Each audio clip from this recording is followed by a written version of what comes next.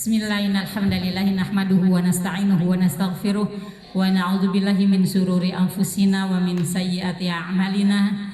May yahdihillahu fala mudhillalah wa may yudlilhu fala hadiyalah.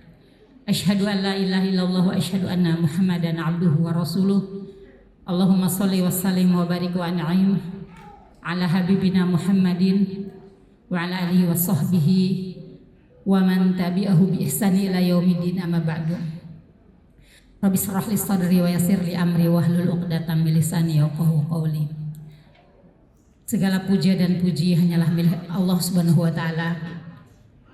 Allah Rabb kita semuanya yang telah menghamparkan kepada kita bumi, yang telah menaungi kita dengan langit, yang telah melimpahkan setiap harinya kepada kita berbagai macam nikmat.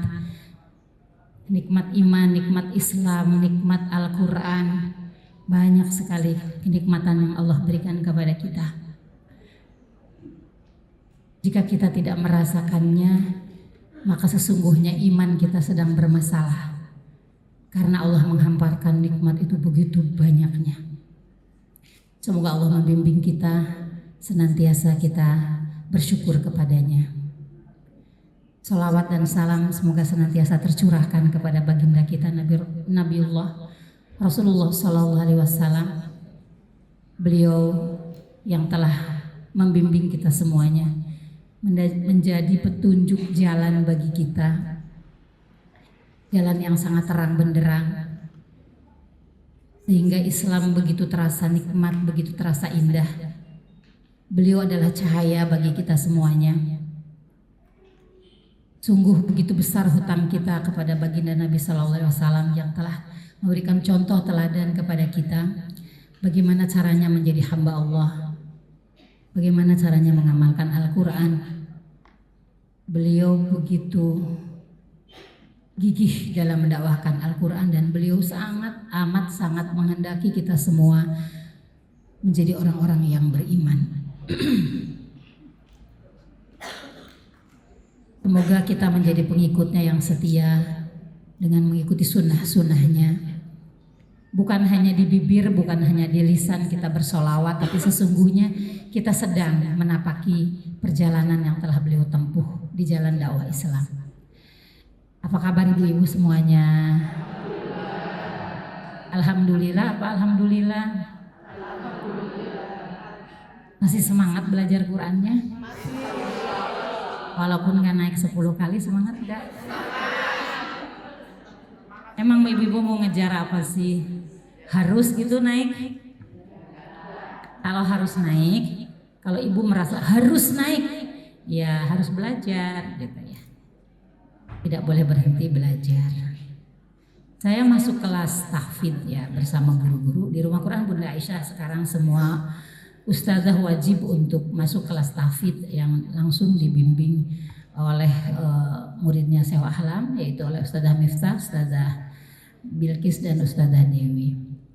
Umi udah pasrah mau kelas apa, udah ngapal setor disuruh ngulang ya udah ngulang. Kak Umi mah udah pasrah aja pokoknya, udah mau apa lagi coba.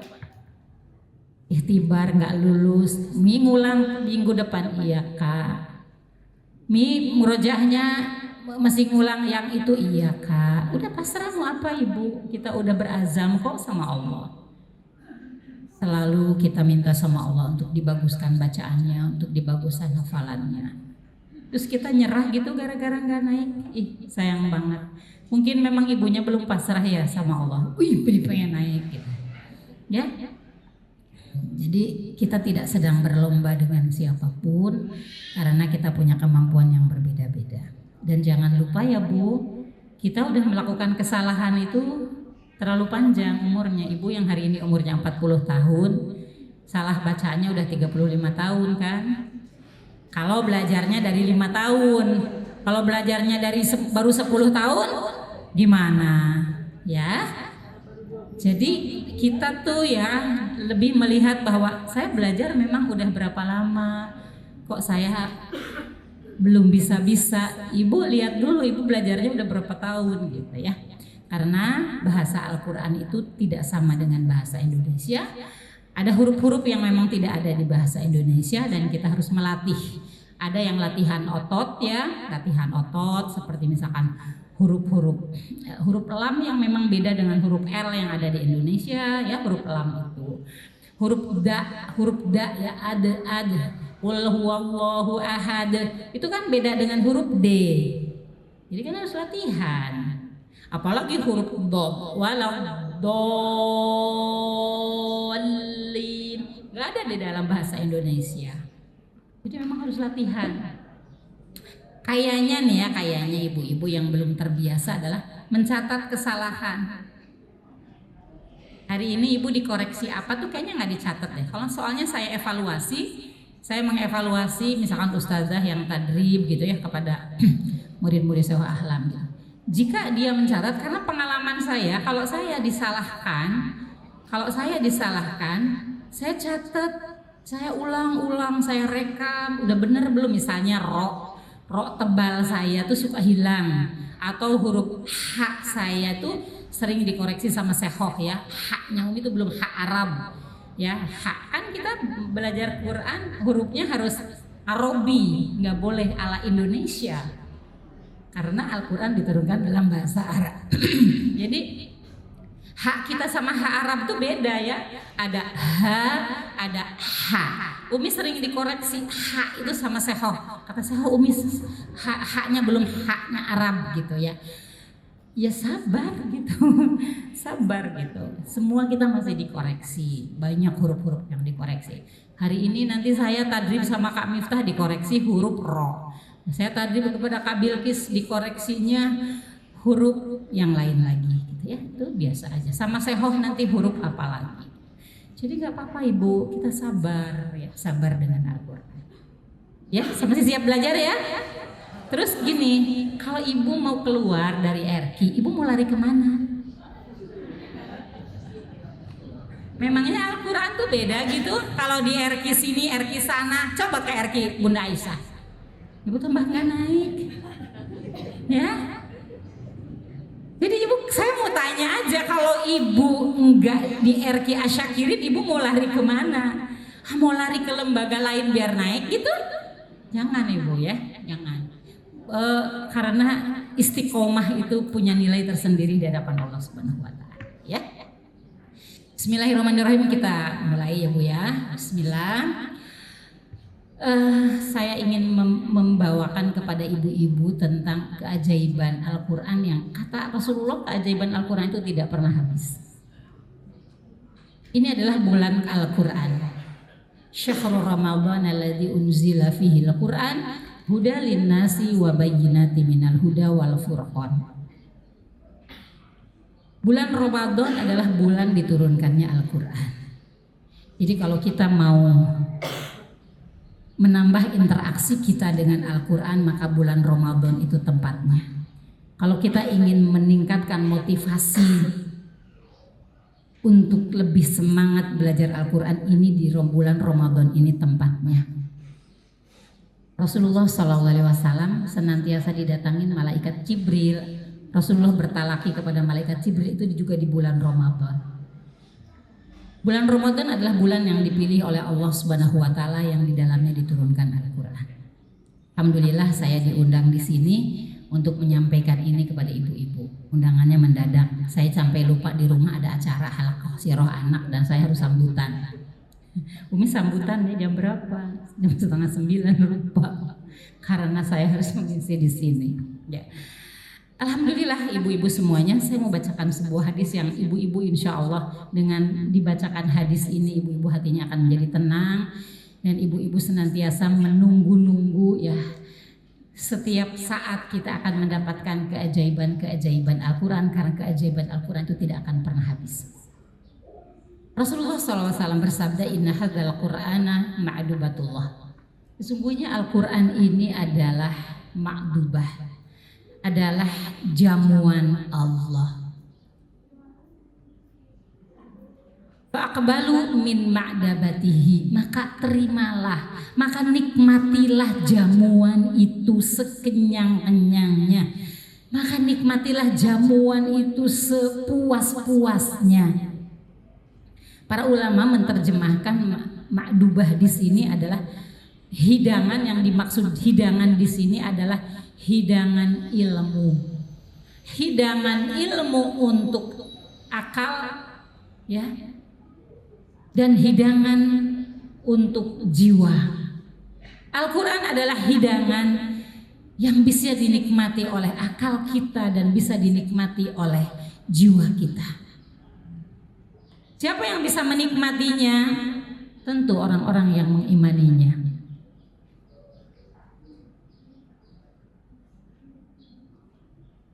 Inna hadzal Qur'ana hablullah. Al-Quran adalah tali Allah. Tali Allah yang menjulur ke bumi. Maka siapa yang ingin berpegang teguh kepada Allah, peganglah Al-Quran. Dia adalah tali Allah. Siapa yang mencintai Allah dan ingin berpegang teguh kepada Allah, peganglah talinya agar kita tidak pernah terlepas dari Allah Subhanahu wa taala. Dan Al-Quran adalah hablullah. Al-Quran adalah talinya Allah yang menjulur dari langit ke bumi. Allah julurkan agar manusia bisa berpegangan dengan Al-Quran. Sudahkah kita?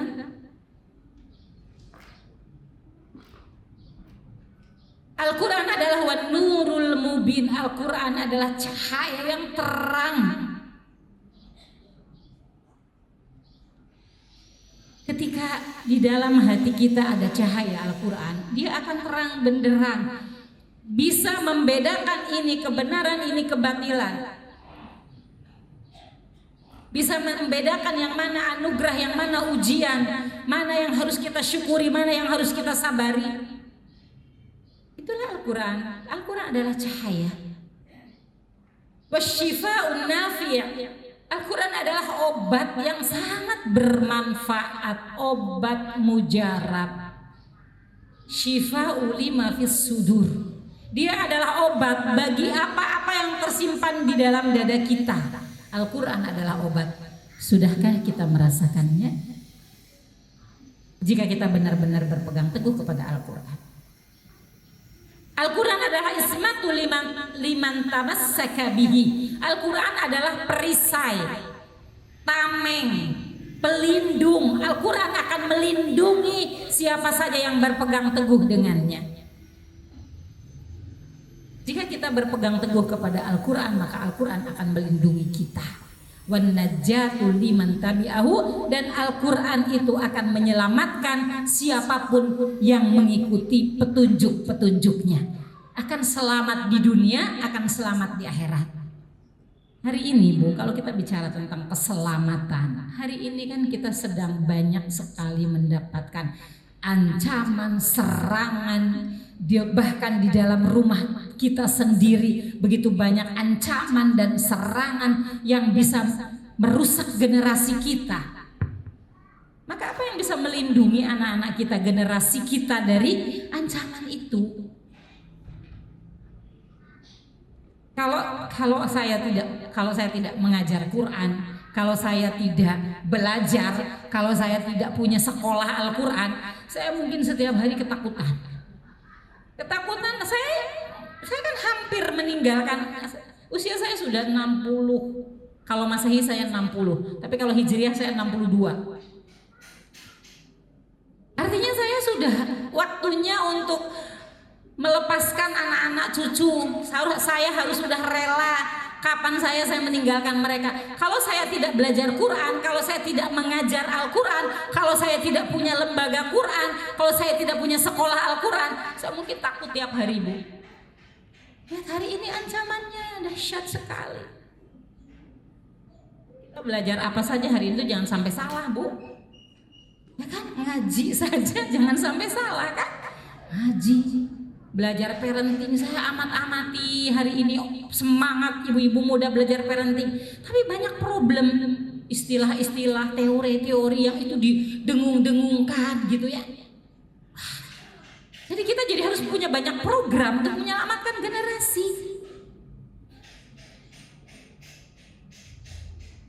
Jadi Al-Quran itu adalah kebahagiaan, kunci kebahagiaan bagi kita di dunia dan di akhirat.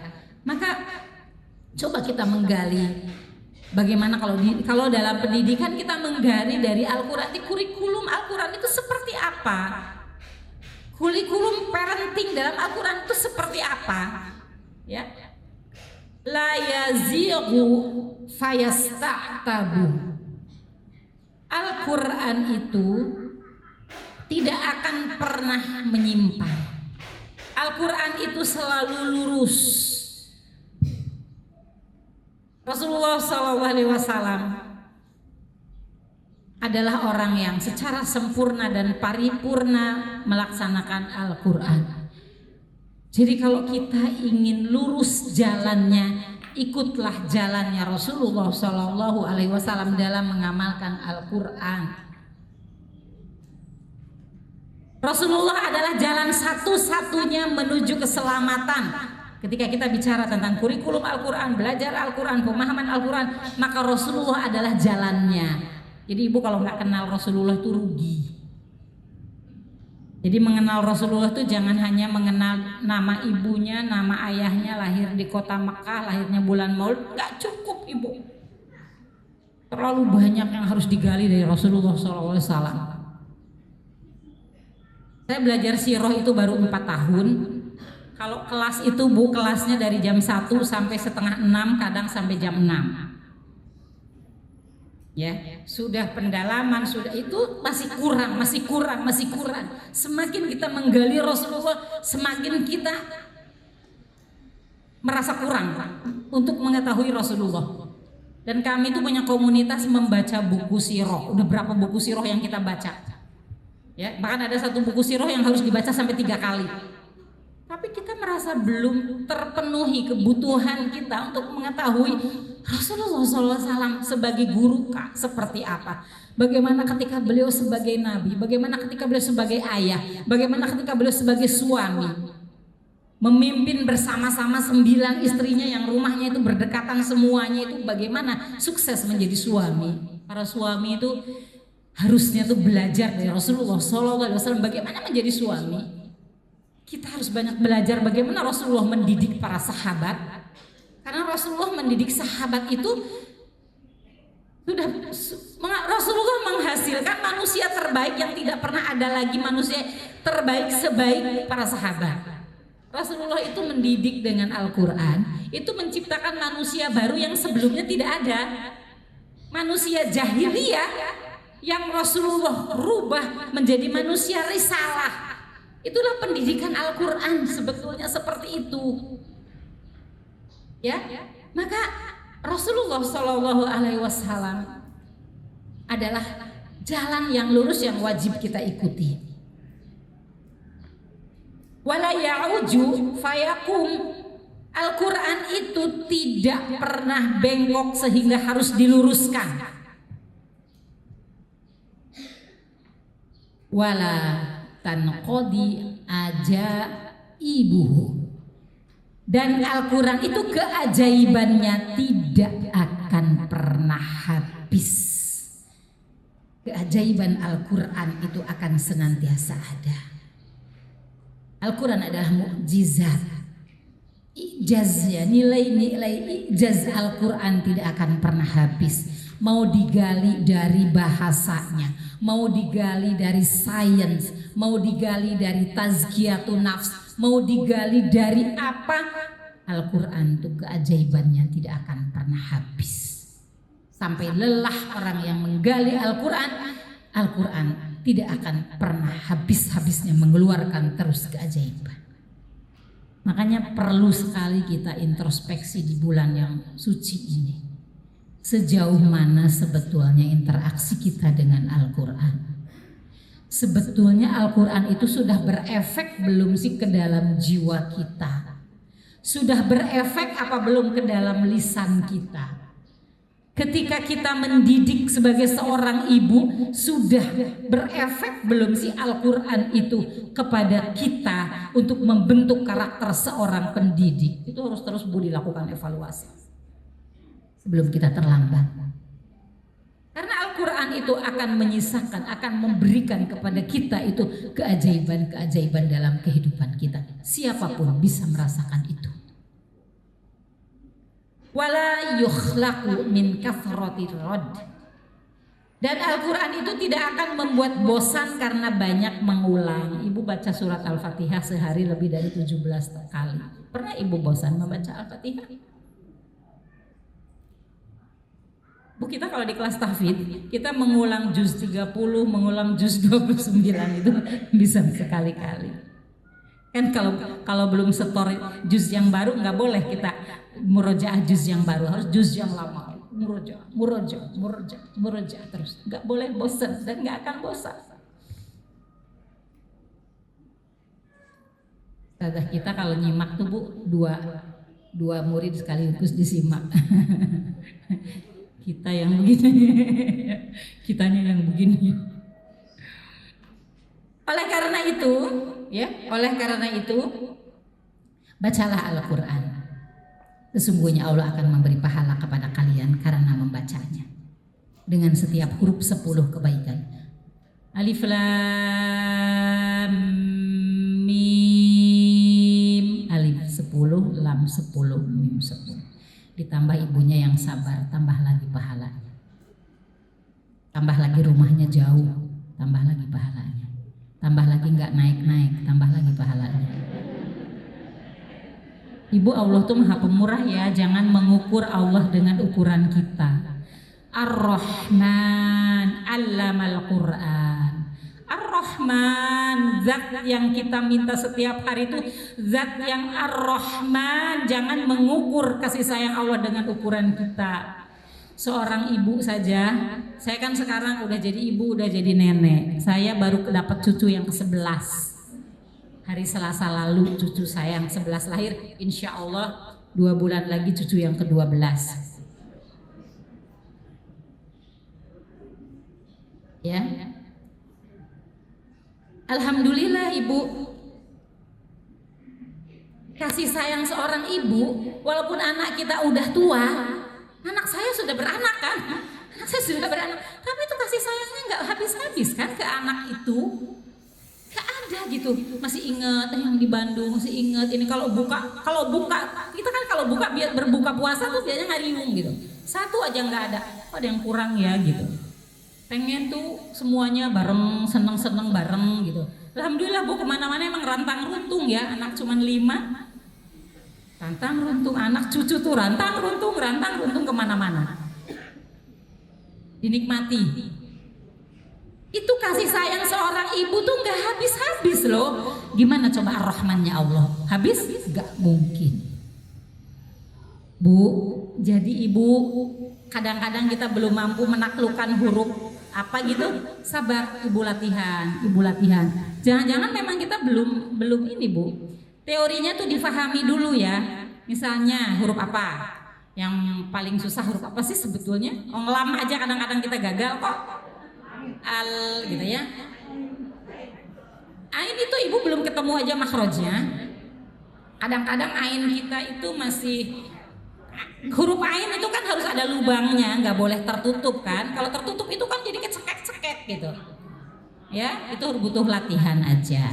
Maka kalau ada ustazah yang sedang mencontohkan atau saya biasanya kan suka nyirim ya, suara Kak Miftah, suara Kak Fatmawati, suara Sekhoh gitu. Itu ibu dengarkan. Ibu dengarkan ya ainnya, terus diulang lagi gitu ya. Seperti itu. Jadi kita mungkin memang belum tahu pasnya di mana. Pasnya ain itu di mana ya. Mudah-mudahan para guru ini juga bisa menjelaskan dengan baik gitu ya. Tidak hanya mencontohkan tapi menjelaskan. Ya, karakternya itu yang namanya rokhawah itu seperti apa sih yang dimaksud rokhawah itu? Ya, ain itu kan tawasud. Tawasud itu berarti masih ada lubang ya. Masih ada lubang yang nggak boleh tertutup tuh ketika mengucapkan ain. Ya. Dan biasanya itu sebetulnya kalau hamzah ibu udah bagus, hamzah kuncinya ada di hamzah loh. Kalau hamzah udah bagus, ain lebih gampang. Kita hamzahnya aja, hamzah kayak gampang ya. Kalau dulu kayaknya huruf hamzah gampang. Enggak Bu, saya aja diulang-ulang kok huruf hamzahnya saya sering salah. Apalagi kalau sama Sekhoh Bu, udah jelasinnya bahasa Arab ya, ngasih contohnya bahasa Arab gitu ya. Saya tuh belajarnya ke Bogor, ibu kan cuma kesini, ayo. Kalau saya belajarnya ke Bogor setiap Rebo Bu, karena sehohnya ada di Bogor, ya. Itu pun dipaksa sama sehoh, harus belajar gitu ya. Di sini juga belajar. Nah, ibu-ibu yang semua dirahmati Allah Subhanahu wa taala. Al-Qur'an bagi Al-Qur'an generasi sahabat dengan Al-Qur'an hari ini sama apa beda? Sama apa beda, Bu? Sama kan? Al-Quran bagi generasi kita fungsinya sama dengan Al-Quran generasi sahabat, generasi salafus soleh, yaitu sebagai petunjuk. Mengapa Al-Quran di masa Rasulullah Shallallahu Alaihi Wasallam itu betul-betul menjadi alat yang bisa merubah total para sahabat. Para sahabat sebelumnya hidup dalam gelimang jahiliyah, lalu menjadi jijik melihat jahiliyah, Ibu. Ya, meninggalkan ribawi, meninggalkan minum khamr, meninggalkan kalau di antara ciri-ciri orang-orang jahiliyah itu mereka tergila-gila dengan kehormatan. Kehormatan bagi mereka itu segala-galanya. Maka karena kehormatan segala-galanya mereka itu berlomba-lomba untuk menjadi orang kaya. Alhaakumut takatsur hatta zurtumul maqabir. Ya. Tapi kaya saja, Bu. Bagi di masa jahiliyah kaya saja tidak cukup, tapi harus dermawan. Ya. Harus dermawannya tuh yang luar biasa. Agar mereka terhormat gitu. Itu zaman jahiliyah seperti itu. Tapi ketika mereka sudah masuk Islam, sudah tersentuh dengan Al-Quran, berubah semuanya. Jadi kalau Al-Quran itu sama, Al-Quran bagi para sahabat sama dengan Al-Quran hari ini, mengapa efeknya berbeda ya? Kan kita belajar Qurannya udah lama ya, Bu ya? Udah lama. Jangan-jangan kita baca doang nggak paham. Bu, ada 3 level, Bu, belajar Quran itu. Level pertama belajar Quran itu adalah tahsin tahfidz. Level pertama, Ibu sedang menghafal Quran juz 30, juz 29, atau misalkan sudah 15 juz, Ibu masih di level pertama. Ya, ibu-ibu yang udah kelas tinggi, udah kelas pertahsin, udah kelas pratahfidz, jangan merasa udah level tinggi, enggak, itu masih di level pertama. Jadi level pertama belajar Quran itu tahsin tahfidz, hafal Quran, itu baru level pertama. Level berikutnya adalah level kedua adalah memahami Al-Quran melalui tarjemah, baru level 2. Memahami, mentadaburi, harus naik lagi ke level ketiga. Level ketiga memahami Al-Quran langsung dari ayatnya. Karena beda, Bu. Beda banget. Kita belajar, kita memahami Al-Quran dari terjemah itu beda. Karena kosakata yang tersedia dalam bahasa Indonesia terlalu sedikit untuk menerjemahkan kosakata yang ada di dalam Al-Quran. Kata bintang aja dalam Al-Quran bisa najmu, bisa al-kawakib, ya, bisa at-tariq. Tapi dalam bahasa dalam diterjemahkannya apa, Bu? Semuanya bintang, ya. Itu yang level 3 gitu. Jadi memahami Al-Quran. Mengapa harus seperti itu? Karena Al-Quran kan petunjuk, Bu, bagi kita, petunjuk jalan yang mengantarkan kita sampai kepada tujuan. Nah, kalau nggak paham gimana, Bu? Jadi mungkin, Bu, Al-Quran itu belum berefek dalam kehidupan kita karena kita belum sampai mentadaburi Al-Quran. Baca Yasin hafal, tapi maknanya tuh nggak tahu, nggak paham gitu. Nah, ini perlu naik level kita dalam hal belajar. Bagi para sahabat, Al-Quran itu menjadi bagian dari kehidupannya. menjadi kontrol hidup. Orang begitu mudah ketika diingatkan dengan Al-Quran. Mau khalifah Umar ketika menjadi khalifah itu diingatkan oleh seorang wanita ketika Umar bin Khattab itu mau menurunkan harga mahar mas kawin. Diingatkan oleh seorang wanita dengan ayat Al-Quran, Umar mengikuti. Siapapun bisa ditegur, bisa kritik dengan Al-Quran. Sekarang ya, apakah kita sudah seperti itu atau belum? Anak-anak kita sudah pinter-pinter loh Bu. Jadi kalau ibu sewaktu-waktu dikritisi, ya dikoreksi oleh anak, oleh cucu, ya harus siap gitu. Karena Al-Quran menjadi kontrol hidup dan sikap bagi kita.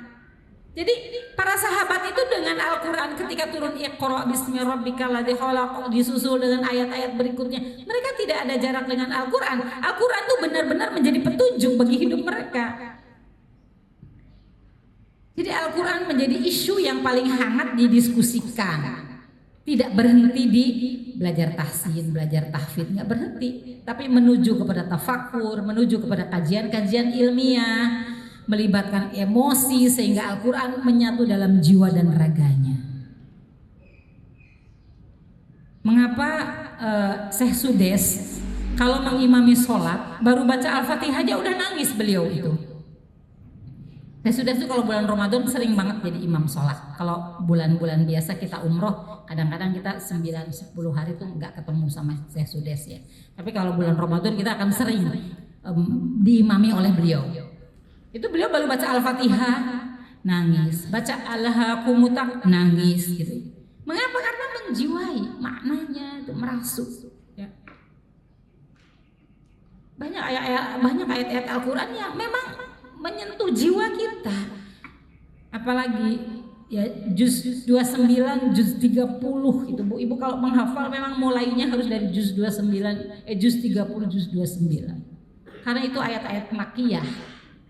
Ayat-ayat yang memperkaya hasanah kita tentang kehidupan seperti apa. Hidup itu dari mana, mau kemana, nanti ujungnya di mana. Itu di juz 29, juz 30. Karena itu ayat-ayat makkiyah. Kalau juz 28 itu udah madaniyah. Jadi masih mengajari manusia tentang bagaimana kamu harus hidup. Kamu hidup dari mana itu di juz 29, di juz 30. Kamu hidup dari mana? Fa'aina tadhhabun, kamu mau pergi kemana? Ya. Min ayyi syai'in khalaqah, dari apa kamu diciptakan? Itu juz 29, juz 30. Jadi para sahabat itu dulu diajari kamu diciptakan dari apa? Kamu bagaimana? Kamu mau pulang kemana? Kamu nanti di akhirat akan menghadapi apa? Bagaimana nasib orang-orang yang taat kepada Allah? Bagaimana nasib orang-orang yang tidak taat kepada Allah? Ya, hal ataka haditsu Musa. Ya, seperti itu Ibu. Nanti kalau udah juz 30, juz 29 baru juz 1. Juz 1 kan itu madaniyah ya, ayat-ayat yang turun di Madinah. Jadi ada interaksi yang harmonis antara kita dengan Al-Quran. Menjiwai, bukan hanya nikmat bacanya, bukan, tapi memang bisa menyentuh ke relung-relung jiwa kita. Ibu kalau ibu bacanya khusyuk, ya kan, kita mau sholat khusyuk. Ibu baru takbiratul ihram saja kalau ibu memahami hakikat hidup kita, kalau kita memahami bagaimana posisi Allah di hadapan kita, ibu baru menghadap Allah takbiratul ihram, kita angkat tangan, itu kita udah bisa nangis. Kalau kita terbiasa hati kita diaduk-aduk dengan Al-Quran, itu mudah kan. Cirinya orang yang beriman, ciri orang yang hatinya itu bersih, itu kan mudah menangis ketika kita tersentuh dengan ayat-ayat Al-Quran. Karena Al-Quran itu isinya apa Bu? Basyira wa nadhira. Isinya adalah peringatan-peringatan kepada kita sehingga di dalam hidup ini kita tidak boleh lupa. Kita harus punya agenda dalam hidup ini, agenda yang besar. Apa Ibu agenda hidup Ibu? Jadi kalau ada orang ngomongin, ada orang ngerumpiin kita, ada orang yang menyalah-nyalahkan kita, itu nggak jadi fokus, Bu. Karena kita punya agenda besar. Saya hidup nih punya visi, punya misi. Saya mau ngapain? Itu yang nanti saya laporkan kepada Allah, yang nanti saya akan diminta pertanggungjawaban di hadapan Allah Subhanahu wa taala. Fokus di situ. Saya meninggalkan kerja apa nih di dunia? Saya di dunia udah 62 tahun, sudah meninggalkan karya apa? Itu kan ditanya sama Allah.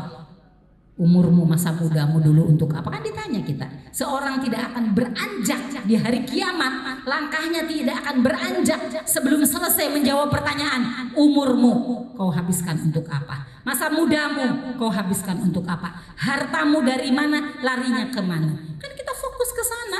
Ya ada orang ngerasain, ngomongin, menggerogoti semangat kita. Aduh itu mah biasa, Bu. Kurang apa sih Rasulullah SAW dicela orang? Rasulullah itu, Bu, akhlaknya mulia sebelum jadi nabi. Kan sebelum jadi nabi Rasulullah dipanggil Al-Amin, orang terpercaya. Ketika orang-orang Quraisy sebelum diangkat jadi nabi, usia Rasulullah baru 35 tahun. Ketika orang-orang Quraisy berantem ini memperbaiki Ka'bah, siapa yang mau meletakkan Hajar Aswad ke tempatnya? Berantem kan mereka. Habisan 5 hari 5 malam gak selesai, itu siapa? Semuanya mau. Kan tadi saya bilang, mereka tuh gila hormat. Siapa yang meletakkan tuh orang yang terhormat? Akhirnya ya udah kita angkat hakim saja. Gimana caranya mengangkat hakim? Siapa yang paling dulu masuk masjid? Itu dia yang jadi hakim. Cukup Rasulullah Muhammad bin Abdullah masuk. Itu dia Al-Amin. Kita setuju kalau dia menjadi hakim. Itu sebelum jadi nabi. Waktu Rasulullah hijrah, itu kenapa Rasulullah itu hijrahnya belakangan, lalu menyuruh Ali mengembalikan barang-barang titipan orang. Bu, walaupun Rasulullah udah jadi nabi, mereka ditolak, beliau ditolak sebagai nabi, dicela, tapi tetap Bu nitip uang sama Rasulullah. Jadi waktu hijrah itu kan nyuruh Ali, ini harta ini pulangin, ini hartanya si ini pulangin, ini hartanya ini si Ali. Kan Rasulullah hijrahnya paling akhir kan?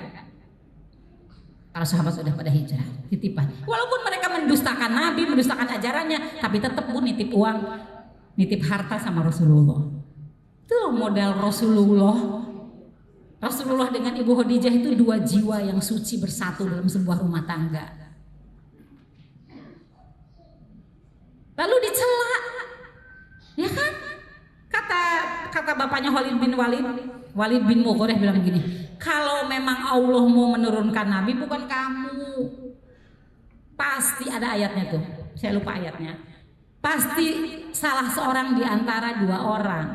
Kalau dari Quraisy aku, kalau enggak Mas'ud As-Saqafi dari Taif, itu yang pantas. Ganteng kan bapaknya bin Walid itu ganteng, ahli syair, pemimpin kaumnya, kaya raya. Itu kalau zamannya di orang-orang Quraisy tuh yang layak jadi pemimpin tuh kaya satu, jago syair, ganteng, ya, dermawan. Tuh Bu kriteria. Ya bukan kamu yang jadi nabi gitu. Aku atau ya itu Mas'ud As-Saqafi. Jadi Rasulullah kurang apa? Rasulullah yang modalnya seperti itu dicela, dihina, diusir, aduh mau dibunuh, ya kan? Faidiyam kurubikal ladina kafaru, ketika orang-orang kafir itu membuat tipu daya, mau apa Bu, dikejar-kejar, lalu dipenjarakan, lalu mengusirmu, bahkan mau membunuhmu gitu. Kan waktu Waraqah bin Naufal pertama kali Rasulullah turun wahyu itu kan mengadunya kepada Waraqah bin Naufal. Apa kata Waraqah bin Naufal, sepupunya Ibunda Khadijah? Oh, itu yang datang kepadamu itu Jibril. Seandainya aku masih hidup ketika kamu diusir, aku akan menolongmu. Rasulullah kaget, baru diangkat jadi nabi. Aku diusir? Aku nanti bakal diusir? Nggak ada seorang nabi pun kecuali diusir oleh kaumnya gitu ya. Itu Rasulullah loh Bu. Jadi kalau kelas kita mah cuma diomongin, ya Allah, gak apa-apa kali. Emang kita nabi. Saya mau udah hari-hari Bu diomongin orang. Sok mau kita bener kayak apa Bu? Pasti ada yang ngomongin Bu. Kita bajunya jelek, diomongin gak Bu? Ngomongin. kita bajunya bagus. Iya. Umi naik motor diomongin, Umi naik mobil diomongin. Gak tahu tuh orang mah sayang ya sama Umi, ngasih mobil nih Mi biar gak kehujanan. Diomongin, itu Umi dari mana dapat mobil? Aduh saya mah udah Bu, mau kita wajahnya jelek diomongin, sekalinya perawatan diomongin, sok mau kurang apa? Terus kita teh mau dengerin gitu semua omongan orang, capek atuh Bu, nanti saya gak selesai kerjaannya. Rumah Quran gak akan ada cabangnya kalau Umi ngalamun mikirin orang. Gak ada tuh rumah Quran cabang Bangka, rumah Quran cabang Balikpapan, rumah Quran cabang Solo, ya, Medan. Gak ada. Kalau Umi ngalamun, ya Allah saya diomongin, ya Allah. Biasa aja, ibu nggak naik, nggak naik, nggak apa-apa, ya kan? Jadi nggak usah fokus Bu, ya. Bu, nih Bu saya ajarin nih, saya ajarin. Apa aja yang kita fokus, apa yang membuat kita fokus, dia akan tumbuh berkembang. Ingat ya, teori itu ya. Kalau ibu fokusnya sama belajar, ibu akan progres belajarnya. Tapi ibu kalau fokusnya sama orang yang ngomongin orang, tambah kedengeran Bu. Bukan dia tahu yang ngomongin, bukan cuma dia, itu juga ngomongin. Capek kan? Jadi kalau ibu fokusnya sama belajar, ibu akan ada progres tuh belajarnya. Saya pulang belajar, bukunya jangan dilipat Bu. Buku catatan dilipat, dibuka lagi, nanti kalau nyatet lagi itu jangan Bu belajar. Nanti mau ujian baru gemeteran, baca semalaman, gak tidur, gak masak, gak tidur, ujian gitu ya. Belajar Bu dibaca. Saya itu kan, kalau saya kan lebih ke auditorial ya, saya auditorial. Saya tuh tidak terlalu visual. Jadi kalau Sehoh sedang menjelaskan, saya rekam. Saya izin Sehoh, saya rekam. Mau ngaji saya dengar dulu rekamannya Sehoh, menjelaskan ain itu gimana sih sebetulnya, ain hamzah itu sebetulnya gimana sih, bagaimana beliau mencontoh, saya dengerin dulu. Ngaji capek Bu, tapi memang harus seperti itu ya. Bagaimana apa yang kita fokus, kita akan di situ tumbuh dan berkembang. Nah ibu-ibu, 3 aspek penting dalam berinteraksi dengan Al-Quran. Ya, jangan yang berinteraksi dengan Al-Quran itu cuma mulut kita membaca Al-Fatihah, mulut kita membaca, jangan. Tapi harus ada interaksi intelektual. Ibu dipoto-foto nanti dibaca enggak? Mending dengerin saya. Saya kasih filenya deh. Iya diobral saya mah, ilmu mah Bu. Bu tahu nggak Bu, bikin begini bisa semalam suntuk, bisa nggak tidur. Bu, interaksi dengan Al-Quran tuh nggak cuma lisan ya, tapi ada interaksi intelektual. Ketika Allah Subhanahu Wa Taala ya menyampaikan sesuatu, seorang saintis akan tergugah. Sensitivitasnya terhadap ilmu tuh akan tergugah. Maka kan beberapa waktu lalu kami mengadakan kajian ya sebelum Ramadan dengan Dr. Meti. Mungkin ada ibu-ibu yang ikut ya menyaksikan gitu. Ternyata buka dengan kurma itu Masya Allah ya, dilakukan penelitian ya, dilakukan di laboratorium. Ada apa sih di dalam kurma, ada apa di dalam air putih. Ternyata kurma itu mengandung serotonin yang sangat tinggi. Itu adalah hormon ya, hormon yang sebetulnya dihasilkan oleh otak. Tapi ternyata otak itu juga tidak bisa memproduksi serotonin kalau kekurangan air putih. Maka kita disuruh berbuka dengan kurma, air putih gitu. Nanti terus untuk apa tuh hormon serotonin? Hormon serotonin itu kan diproduksinya di sini tuh. Bagian otak yang bagian otak yang mengendalikan emosi. Nah, serotonin itu fungsinya adalah untuk, serotonin itu hormon itu kan, hormon itu di dalam tubuh kita ya. Ibu-ibu kan suka dengar, aduh saya bermasalah hormon gitu kan. Hormon itu dalam tubuh Bu, itu fungsinya adalah untuk alat komunikasi antar sel, antar saraf. Nah, serotonin itu yang mengendalikan emosi ibu, mood. Ibu kurang mood, ibu bahagia, ibu emosional, ibu marah, itu hormon serotonin itu. Jadi cucu saya kalau marah-marah, cucu saya kan marah-marah, saya bilang makanya bukanya kurma kayak jidah sama air putih, jangan gorengan. Kenapa jidah? Kan kamu marah-marah karena kamu bukanya enggak kurma gitu. Ternyata tuh tonton tuh dokter Meti itu gitu ya kita. Jadi kalau bercanda sama cucu gitu Bu. Jadi bercandanya agak ilmiah gitulah Bu gitu ya. Kalau berantem gitu, kalau mereka berantem gitu ya, makanya tuh kakak tuh moodnya tuh nggak bagus karena apa? Kasih bukanya nggak kayak jidah bukanya kan kurma sama air putih, jadi jidah nggak marah-marah gitu ya. Jadi ada interaksi intelektual yang membuat kita ya seorang saintis, seorang ilmuwan itu dia kemampuan daya intelektualnya itu terangsang untuk menyelidiki sesuatu gitu. Maka lahirlah ilmu-ilmu pengetahuan. Ibu, halo ibu-ibu. Di masa kejayaan Islam, ya di masa kejayaan Islam ilmu pengetahuan begitu berkembang. Penemu begitu banyak yang menemukan matematika, bahkan yang menemukan pesawat pertama kali ya, dasar-dasar ilmu pesawat, dasar-dasar ilmu tentang lensa ya, dasar-dasar ilmu bahkan ilmu tentang bedah, bahkan ya pisau-pisau bedah, pisau-pisau operasi yang sekarang digunakan hari ini itu bentuk-bentuknya tidak jauh dari yang pertama kali ditemukan oleh para saintis Islam. Mengapa Bu? Karena mereka berinteraksi dengan Al-Quran. Jadi ada interaksi intelektual untuk bahan tafakur. Nanti akan melahirkan rumus-rumus sains, ekonomi, pengelolaan keuangan negara, strategi perang, arsitek. Sehingga di masa berikutnya melahirkan para ilmuwan dan intelektual serta para ulama. Bu, sains itu kan, ya kan, rumus-rumus sains itu kan hasil pembacaan fenomena alam kan. Gini deh yang paling sederhana, bunyi dalam pelajaran fisika, ada yang guru fisika nggak di sini? Bunyi adalah, nah, karena kalau dalam ilmu fisika itu kan dirumus ya, ada rumusannya, ada definisinya. Itu kan hasil dari fenomena yang terjadi di alam yang ditangkap, gitu. Lalu dibuat rumusan-rumusan, gitu kan? Seperti itu. Itu ketika ya. Ketika apa?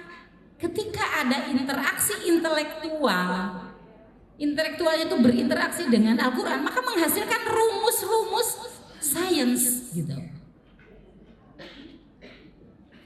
Juga interaksi emosional lebih mudahlah bagi kita ya, karena ketika Allah Subhanahu Wa Taala berfirman ayat-ayat yang menggugah jiwa kita akan mudah menangis ya. Ada interaksi perilaku, Al-Quran menjadi kepribadian. Tidak heran jika Al-Quran wujud dalam perilaku mereka, dalam akhlaknya, adabnya ya. Jadi bahkan nafas mereka pun adalah Al-Quran. Maka melahirkan agen perubahan.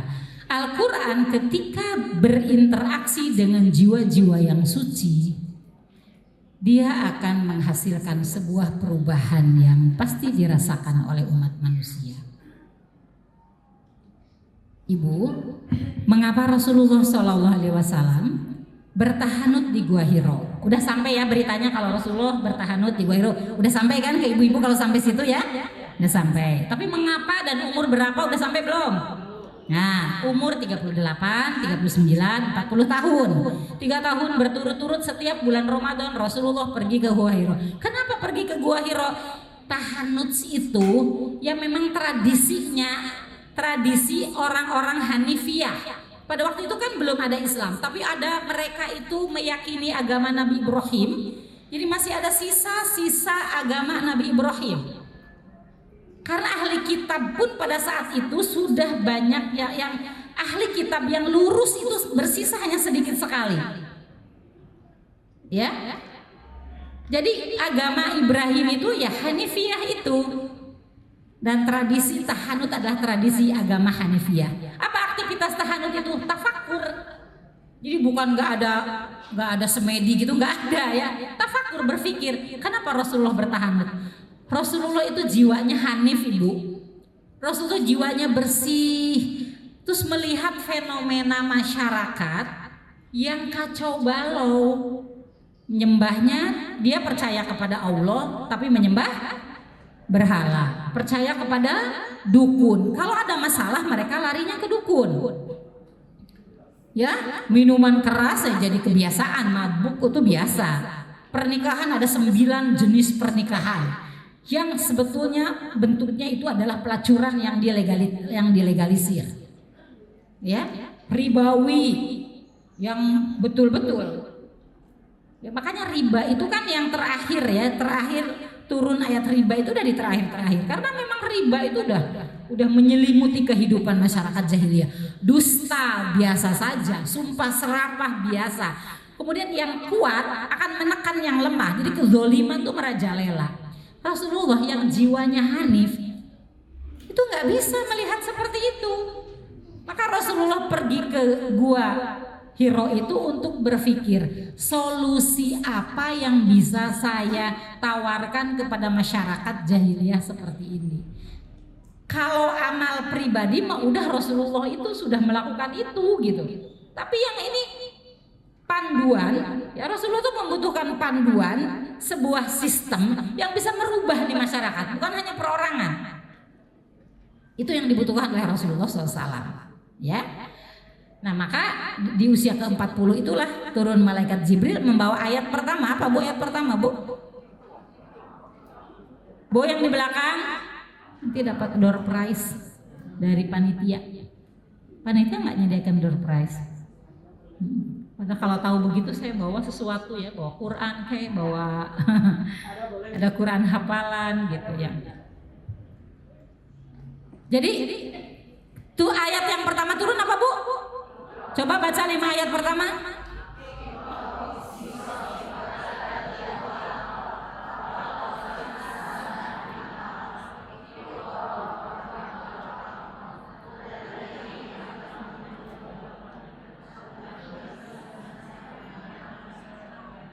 Iqra, bacalah. Qurannya udah ada belum Bu?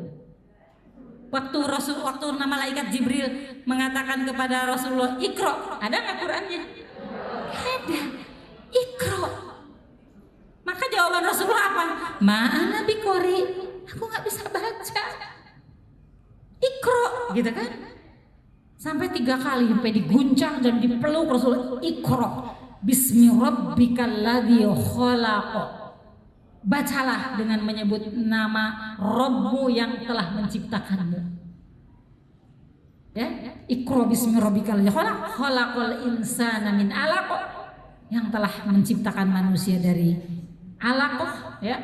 Iqra wa rabbukal akram, bacalah dan Rabbmu agungkanlah. Wah, Masya Allah. Sahib yang besar lagi, ya. Iqra wa rabbukal akram alladzi 'allama bil qalam 'allamal insana ma lam ya'lam. Ibu, coba Ibu perhatikan dari ayat 1 sampai ayat 5. Iqra, kata Iqra ada 2 kali.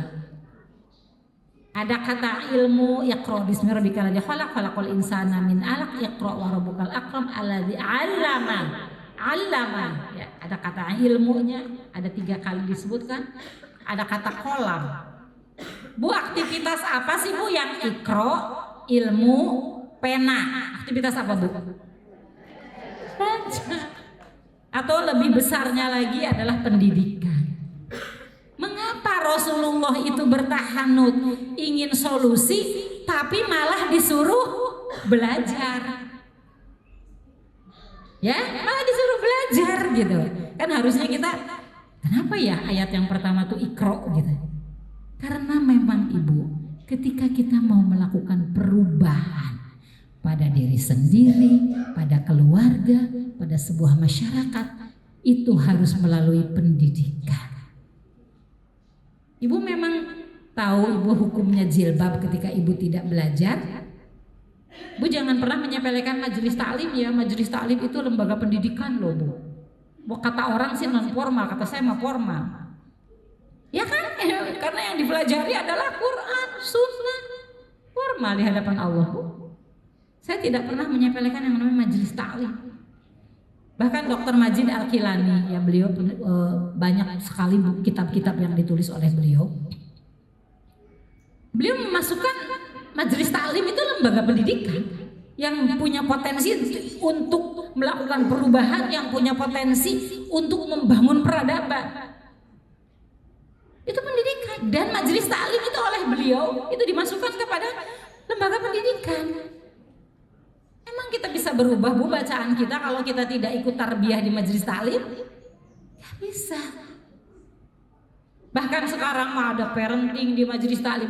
Saya bikin komunitas sekolah ibu ya, walaupun pusatnya di Bandung sama anak-anak muda di Bandung saya buat itu kan dari komunitas-komunitas majelis taklim awalnya. Awalnya saya ngajar di Bandung tuh di Al-Latif ya, ibu mungkin tahu masjid Al-Latif tuh masjid yang biasanya dulu awal-awal Ustadz Hanan Ataki mengajar di situ. Terus akhirnya jadi sekolah ibu sekarang. Itu kan awalnya dari majelis taklim, tapi materinya lebih kepada bagaimana materi-materi tentang parenting, tentang menjadi ibu gitu ya. Itu kan upgrading kita adanya di majelis taklim. Jadi Al-Quran itu sangat-sangat punya kekuatan untuk melakukan perubahan. Jadi kalau kita bicara mau berubah, kan itu keluhan kita sehari-hari ya. Gak tahu sih Bu kalau ibu-ibu di sini, tapi biasanya yang datang-datang di ruang-ruang konsultasi itu kan, saya ingin berubah, rumah tangga saya ini mau dibawa kemana gitu kan biasanya. Gak tahu bagaimana saya merubah anak saya. Kalau di sekolah ibu, Umi gimana ya suami saya sama suami itu belum satu visi dalam pendidikan. Saya bilang mau merubah suami, jangan bermimpi, rubahlah diri Anda dulu. Kan gitu keluhannya, Umi gimana ya, kita kan udah punya visi pendidikan, kita udah belajar di sini, tapi kok kita tuh berbeda sama suami. Terus Anda mau merubah suami Anda, jangan bermimpi sebelum Anda bisa merubah diri Anda sendiri. Kan dengan pendidikan, dengan belajar itu kita merubah, paling tidak kita merubah diri kita. Jadi kita jangan berbicara kita mau merubah keluarga, kita mau merubah karakter anak, kita mau merubah suami, mau merubah masyarakat. Jangan bicara itu dulu sebelum kita mau merubah diri kita dulu. Bu, ibu gampang gak sih Bu berubah? Bu gampang gak berubah Bu? Dari nggak biasa sholat tahajud, biasa sholat tahajud. Dari dulu nggak pakai jilbab, sekarang pakai jilbab. Dari dulunya nggak ngaji, sekarang jadi ngaji. Dari dulu yang aduh nggak mau ujian, saya maunya belajar yang nggak ada ujiannya, gitu nggak sih dulu? Sekarang mah akhirnya belajar juga. Itu butuh proses gak sih Bu? Iya gitu loh. Nanti lama-lama ibu belajar siroh, lihat aja. Padahal belajar siroh mah kudu ngapalkeun. Ngapalkan tahu nggak? Kita kalau mau belajar siroh itu Bu, ustadznya ngasih soal. Jadi sekarang kita udah judulnya kelas pendalaman. Jurus kedalaman itu jadi ustadz ngasih soal. Kadang-kadang berapa jam sebelum kelas udah ngasih soal. Itu soal tuh dibagi-bagi di grup kita. Nanti dari grup kita tuh suruh jawab. Kan bacaannya udah banyak, udah belajar udah banyak. Suruh jawab gitu ya. Tapi nanti ya nggak dipunten sama ustadz enggak gitu ya. Tapi kita jadi bisa berinteraksi. Jadi majelis taklim itu Bu, sarana kita untuk melakukan perubahan. Jadi dakwah Rasulullah SAW adalah dakwah yang membuat perubahan. Masyarakat Arab berubah. Yang paling drastis Bu, yang saya sering terkagum-kagum dan saya sering, ini kepala saya kadang gak sampai. Bu, ketika Rasulullah hijrah ke Madinah, ibu tahu kan, di Madinah itu suku yang tinggal di sana itu suku Arabnya adalah Aus dan tuh nggak tahu, Aus dan Khazraj. Ada selain bangsa Arab ada orang Yahudi kan yang udah tinggal lama di situ. Jadi ketika dulu Bizantium ya dan di Yaman juga orang-orang Yahudi terusir itu pindah ke Madinah. Salah satunya penyebabnya itu, dan penyebab yang lain mereka tahu nanti Nabi itu akan turun di daerah situ. Turun, tahu dari Alkitab mereka tuh ada ciri-ciri di mana Nabi itu turun. Jadi orang Yahudi pindah karena mereka menganggap nanti turunnya dari bangsa Yahudi. Jadi bapaknya Sofiah, ibunda Sofiah, ibunda kita salah satu namanya Sofiah ya. Ya, orang mana? Orang Yahudi. Bapaknya siapa? Huyai bin Akhtab, tokoh Yahudi yang paling membenci Rasulullah. Huyai bin Akhtab itu ketika Rasulullah datang tuh ngintip, bener nggak itu orangnya? Sama saudaranya, sama-sama ahli kitab. Kamu udah lihat orangnya? Udah, aku juga udah. Kamu yakin dia orangnya? Iya, dia orangnya. Jadi tahu bukan nggak tahu, Bu. Kenapa? Kata Allah di dalam surat Al-Baqarah, mereka mengetahui Rasulullah lebih tahu daripada kamu mengetahui anakmu. Jadi ciri-cirinya jelas. Apa kata Huyai bin Akhtab? Dia memang orangnya seperti yang tertulis dalam kitab. Tapi demi Allah saya akan memusuhi dia selama-lamanya. Gitu. Jadi bukan nggak tahu, ya, tapi memang berniat memusuhi gitu ya. Orang Yahudi, Aus dan Khazraj, Bu, seumur-umurnya bermusuhan, perang aja kerjanya. Yang masuk senjatanya adalah si Yahudi itu. Jadi dari dulu kerjanya begitu ya, jangan aneh. Jadi nanti Aus punya utang, kan Yahudi juga di sana ada beberapa, ada Yahudi Bani Nadir, ada Yahudi Bani Kunaiko, ya, Kunaiko, ya, ada Yahudi Bani Quraizoh gitu. Mereka bersekutu dengan Yahudi itu. Nah, tinggal nanti habis perang berhutang gitu ke Yahudi itu. Gitu. Emang di perangnya juga disulut gitu. Bahkan ketika Rasulullah sedang diboikot di tahun ke-10 kenabian, dari tahun ke-7 sampai ke-10 kenabian, itu kan diboikot ya Rasulullah ya dengan Yahudi semuanya. Itu lagi rame-ramenya perang Bu'ats di Madinah. Dulu namanya belum Madinah, namanya apa, Bu? Yasrib. Lagi perang di sana gitu. Gak pernah akur, Bu, mereka. Masya Allah, ketika mereka sudah beriman kepada Rasulullah SAW, itu bisa akur menjadi Ansor. Dan Allah abadikan akhlak Ansor di dalam Quran surat Al-Hasr. Itu mereka itu begitu isar, kompak membantu Rasulullah. Bahkan ketika mau perang Badar itu Rasulullah tanya, bagaimana menurut kalian tentang perang ini? Kata orang Ansor, ya Rasulullah, jangankan cuman ke Badar, walaupun engkau mengajak kami di seberang lautan, musuhmu ada di seberang lautan, kami akan bersama denganmu membelamu. Coba Ibu, kebayang gak sih, Bu, merubah orang yang tadinya bermusuhan jadi kompak bersama-sama membantu Rasulullah. Itu saya kadang kalau lagi baca sirah tuh, Masya Allah ya Rasulullah tuh luar biasa sekali gitu. Apalagi kalau mempelajari bagaimana ya orang Yahudi itu dominan secara ekonomi, tapi tidak berkutik gitu loh di hadapan Rasulullah SAW. Dan bagaimana Rasulullah akhirnya orang-orang Arab yang begitu banyak, lebih dari 100 kan suku-suku Arab tuh akhirnya berbondong-bondong masuk Islam. Idza jaa nasrullahi wal fath wa ra'aitan nasa yadkhuluna fi dinillahi afwaja. Mereka berbondong-bondong masuk Islam. Dengan apa, Bu, semuanya ini, Bu? Dengan Al-Qur'an. Mereka menjadi agen perubahan. Wa ja'alna minhum a'immatan yahduna bi amrina lamma sabaru wa kanu bi ayatina yuqinun. Dan kami jadikan di antara mereka itu pemimpin-pemimpin yang memberi petunjuk dengan perintah kami.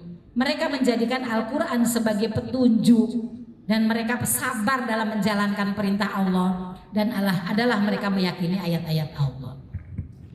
Dan ini renungannya bagi kita. Ibu boleh buka sendiri surat Al-Anfal ayat 53-54 biar ada terjemahannya. Karena saya tidak cantumkan di sini terjemahannya. A'udzubillahi minasyaitonirrajim. Dzalika bi annallaha lam yakum mughayyiran ni'matan an'amaha ala qaumin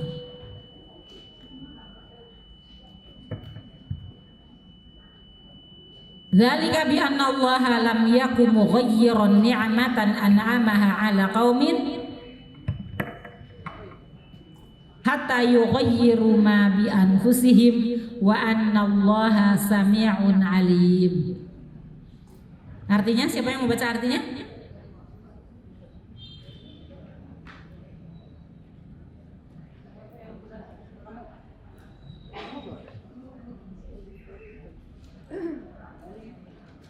Artinya aja Bu, nggak disuruh baca ayatnya.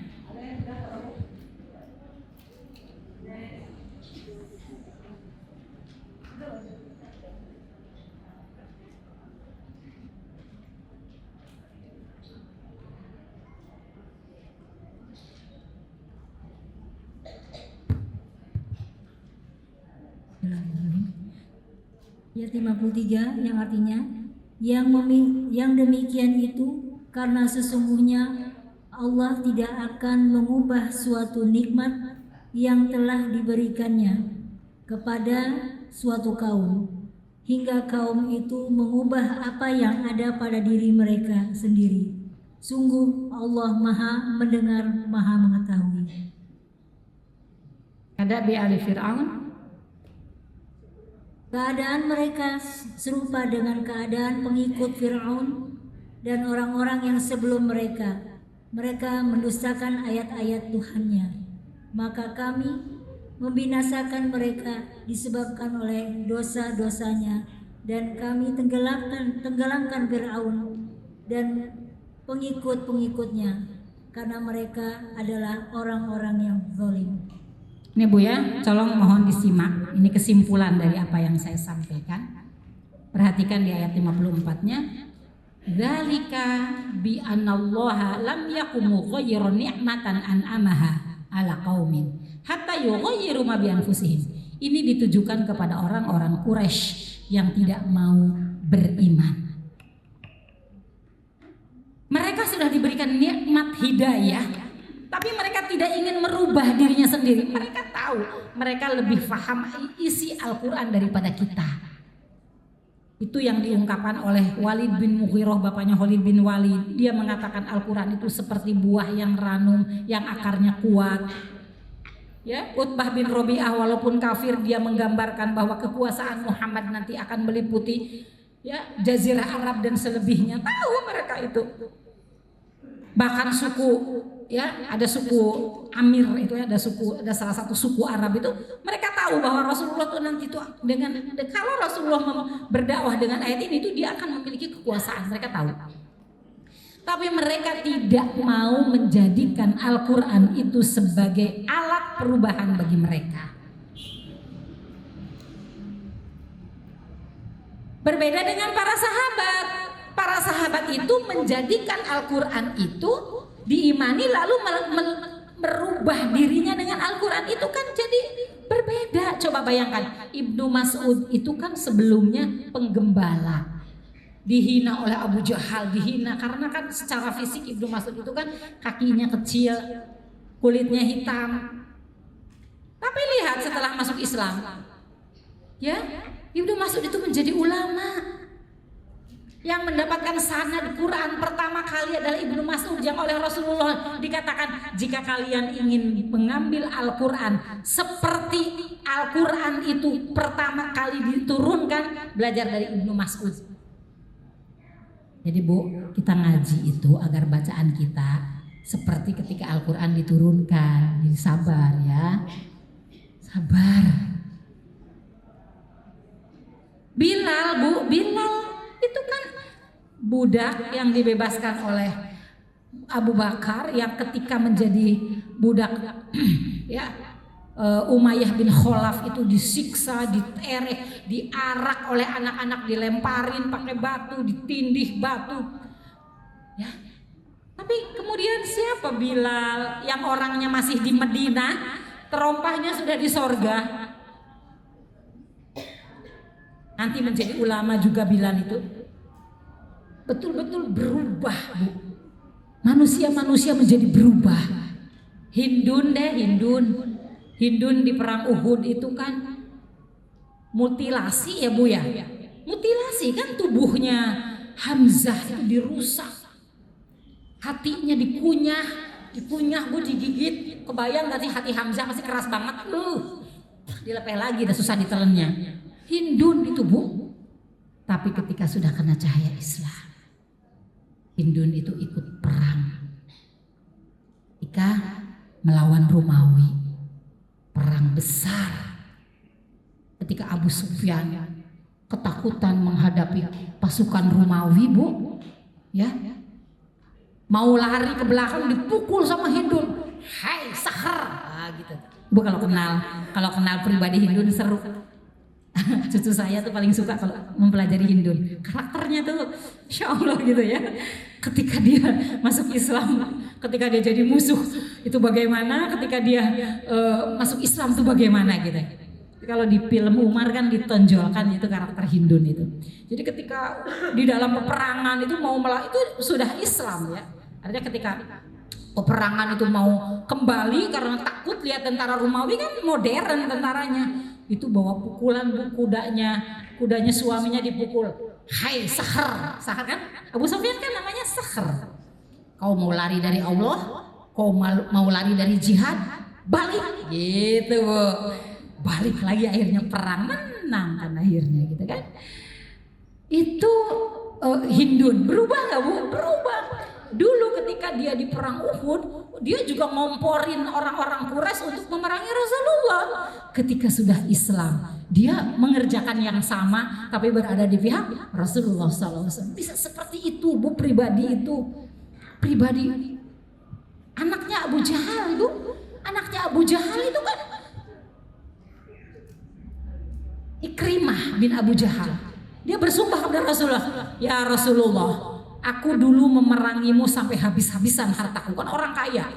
Ibunya Abu Jahal itu penjual parfum yang kaya raya, pengusaha Bu. Ini cucunya kan kaya. Maka ibu ketika ya Rasulullah, kini aku sesudah Islam aku akan menghabiskan hartaku untuk membelamu. Gitu Ibu. Al-Quran tuh bisa memutar balik orang 180 derajat. Berubah. Nah masalahnya orang Quraisy di ayat ini nggak menikmat Allah yang berupa hidayah itu tidak dinikmati oleh mereka, tidak merubah mereka. Apa nasibnya?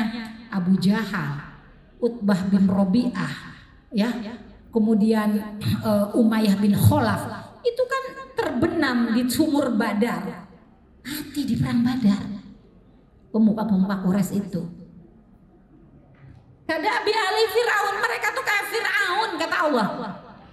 Mereka tuh kayak Fir'aun, waladina min qablihim, dan orang-orang sebelumnya. Kadzabu bi ayati rabbihim fa ahlaknahum bidunubihim wa aghraqna ala fir'auna wa kullu kanu dzalimin. Mereka itu nih orang-orang Quraisy yang tidak mau beriman itu kayak Fir'aun, sudah didatangkan kepadanya Nabi Musa, diselamatkan dari kesyirikan, kok nggak mau nerima dakwahnya Nabi Musa. Berbeda dengan istrinya yang menerima agama Nabi Musa. Maka apa nasib Fir'aun Bu? Ditenggelamkan di laut, mati dalam kekafiran. Walaupun ketika tenggelam dia teriak-teriak, aku beriman kepada Tuhannya Musa. Percuma, nyawa sudah di kerongkongan, walaupun beriman percuma. Kenapa? Sudah kelihatan nerakanya baru beriman. Kan orang kalau sakaratul maut itu melihat surganya atau nerakanya. Jadi kalau orang meninggal itu kan Bu biasanya gini Bu, lihat kan? Ada yang melihat dengan ketakutan, ada yang melihat dengan kesenangan. Ya, itu karena dia melihat, diperlihatkan. Apakah yang diperlihatkan adalah surganya atau yang diperlihatkan adalah nerakanya? Fir'aun sudah lihat nerakanya baru aku beriman kepada Tuhannya Musa.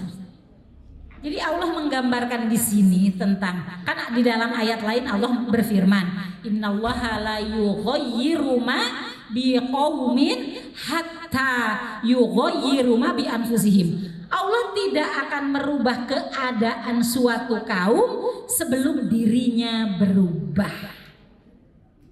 Jadi Al-Quran itu Bu bisa membuat kita berubah jika kitanya yang ingin merubah, menjadikan Al-Quran sebagai alat perubahan bagi kita. Ya. Jadi yuk kita bareng-bareng merefleksi diri kita. Mumpung bulan Ramadan, bulan berbenah, bulan dimana interaksi kita Al-Quran begitu tinggi, begitu dekat, ya. Bagaimana agar tercipta keajaiban untuk kita, untuk generasi kita, sehingga kita ini wafat. Ketika kita wafat, Ibu, kita meninggalkan karya yang bisa dinikmati oleh orang banyak. Nah, kalau hari ini kita belum menemukan keajaiban pada diri kita, atau kok Al-Quran kok bagi kita biasa-biasa aja ya dibaca, biasa. Kayaknya kalau nggak dibaca juga saya nggak apa-apa tuh, gitu. Padahal ketika Al-Quran turunnya ke gunung itu bergetar meledak. Lau anzalna hadzal qur'ana ala jabalin la ra'aitahu khashi'an mutasaddian min khasyatillah. Kalau sekiranya Al-Quran itu turunnya kepada gunung tuh nggak mampu, dia akan meledak, hancur karena takut kepada Allah. Tapi ketika dia masuk ke dalam hati kita, kok biasa-biasa aja ya, tidak ada ledakan-ledakan yang kita rasakan, padahal gunung aja bisa meledak. Ini PR ya Bu ya, pertanyaan ini nanti kita ulangi lagi kepada diri kita di rumah kita masing-masing, termasuk juga kepada diri saya. Saya juga mempertanyakan mengapa Al-Quran itu tidak mampu meledakkan potensi saya. Seharusnya Al-Quran itu bisa meledakkan potensi-potensi anak muda. Siapa yang belum nikah di sini angkat tangannya? Wah, senang sekali saya melihat anak muda. Jangan malu-malu, angkat tangan yang belum nikah. Nanti saya doain dapat jodoh yang soleh, ahlul Quran. Ya angkat tangan. Saya paling seneng itu kalau ada anak-anak muda ikut ngaji. Mudah-mudahan. Nih nasihat Umi yang singkat. Ketika kita masih sendiri ya, nikmati kesendirianmu. Ya, belajar yang banyak. Karena nanti kalau udah punya suami ada kewajiban di depan kita. Jadi jangan gini, ketika kita sendiri, coba aku udah punya suami, jangan ya. Pokoknya nikmati kesendirianmu untuk banyak belajar gitu ya. Nah, sebetulnya nih anak-anak muda nih, Al-Quran itu seharusnya bisa meledakkan potensi-potensi kalian. Kalau emaknya mungkin udah agak-agak susah gitu. Anak muda nih, gimana Al-Quran bisa meledakkan potensi kita? Ibu percaya gak sih manusia itu potensinya luar biasa? Ibu jangan pernah berpikir umur saya itu udah 50 tahun, emang saya mau berubah kayak apa lagi? Jangan, please jangan. Jangan Ibu. Ibu tahu nggak? Minggu lalu kita tanggal 3 dan tanggal 17 itu kita Rumah Quran Bunda Aisyah dengan Prokamus, dengan Indonesia Siro Institute, dengan Laju, dengan HSA, kita mengundang Mbak Tisa Julianti ceritanya. Tahu kan Tisa Julianti? Ya nggak tahu. Pasti suaranya sering dengar karena dia iklannya banyak banget. Yang jadi Rosalinda, yang jadi itu ya. Dia ngisi Rosalinda, dia pokoknya banyak ininya suaranya. Jadi ternyata ibu-ibu itu sesudah pelatihan itu ngomongnya aja udah beda tuh. Ngomong aja udah beda tuh Bu. Mau suaranya cempreng mau suaranya apa, semua dengan berbagai warna suara, kita tuh bisa diolah suara itu. Terserah ya, kalau ibu-ibu mau mengolahnya menjadi komersil mah enggak. Kalau saya mah mengolah bagaimana suara itu bisa jelas artikulasinya kalau menjelaskan ya. Karena kemarin kita banyak pesanannya tuh. Kalau yang grup Indonesia Siro Institute bagaimana bisa storytelling yang benar. Jadi saya banyak konsultasi. Bu, Mbak ini gimana Mbak, skrip itu sebetulnya harus mendetail apa enggak gitu. Mau nggak mau Bu, saya jadi membimbing emak-emak bikin skrip coba. Nggak kebayang waktu zaman di Mandala mah. Ya kan? Kita punya studio untuk siroh. Jadi kita storytelling, jadi kita belajar storytelling, kita belajar podcast, kita belajar apa gitu ya.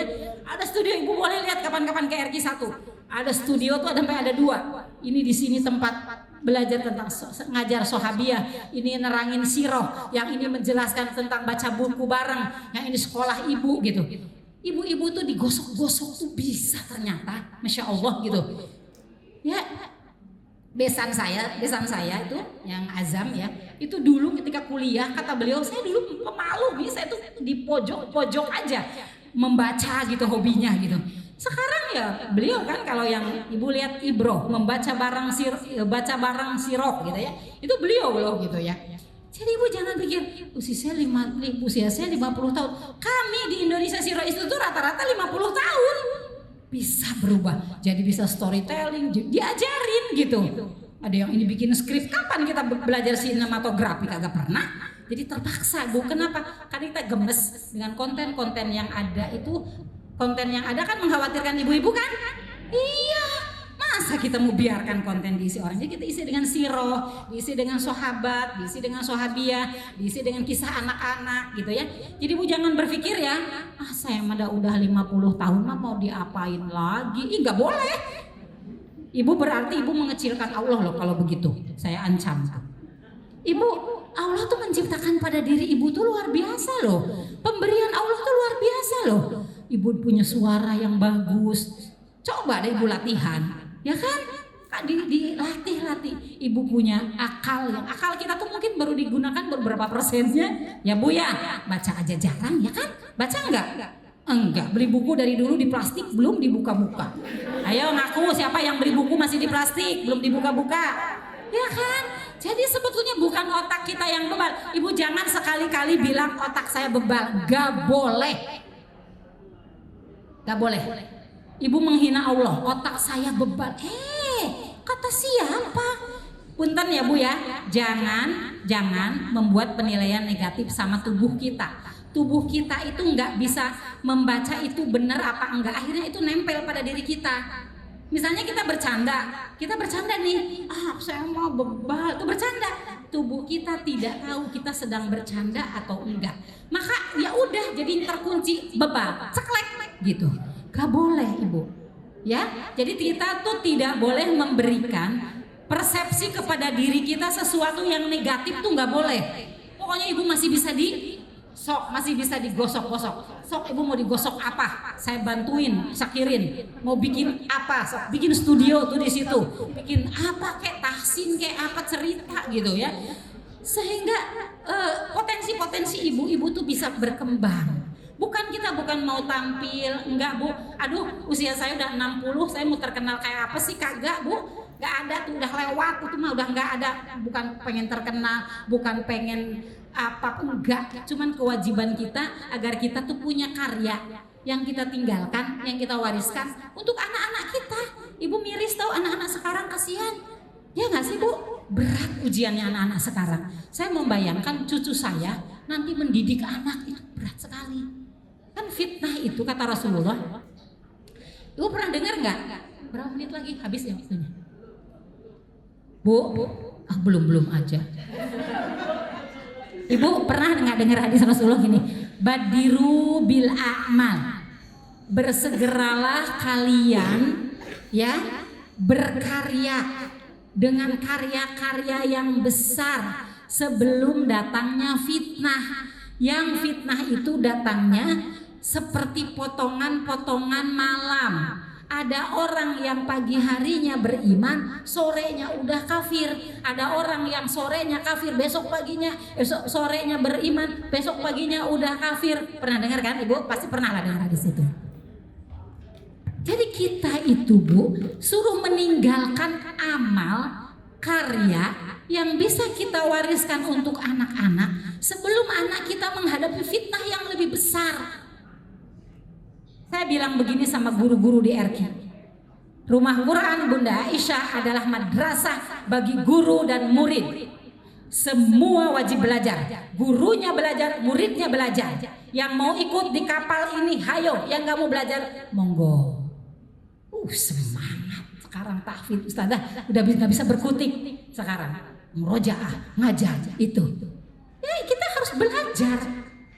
Rumah Quran Bunda Aisyah ini madrasah kata Umi. Madrasah tempat kita menempat diri. Nah Syakirin nanti begitu berazam Wah, pengurusnya mentalnya harus mental baja, nggak boleh cemen-cemen, kuat gitu ya. Karena yang namanya kita pengusung dakwah itu ujiannya dari kiri, dari kanan, dari depan.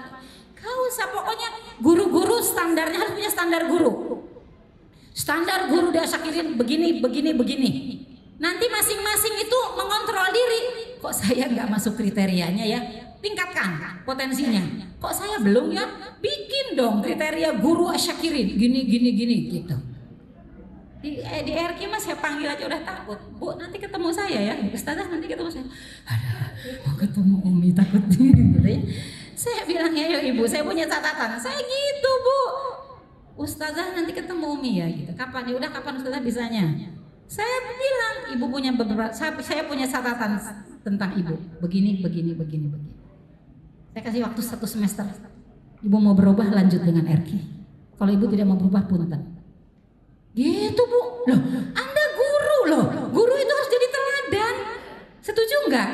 Iya. Kalau ternyata kriterianya kita belum masuk nih. Belajar bukan berarti pundung. Aku mah apa tuh rengginang gitu. Gak boleh tuh. Apa sih? Saya gak suka tuh dengan kalimat itu. Aku mah remuan rengginang gitu. Aduh, ibu mau jadi remukan rengginang? Disapu bu, nanti disapu remukan rengginang. Gak boleh ya, anak muda gak boleh ya pakai istilah-istilah gitu. Aku mah apa tuh? Aku mah cuman remuan rengginang. Jangan bu, kalau remuan rengginang ada di depan saya tak sapu tuh. Jangan. Jadi kita, ibu tahu, ketika Allah mau menciptakan ibu-ibu apa kata Allah?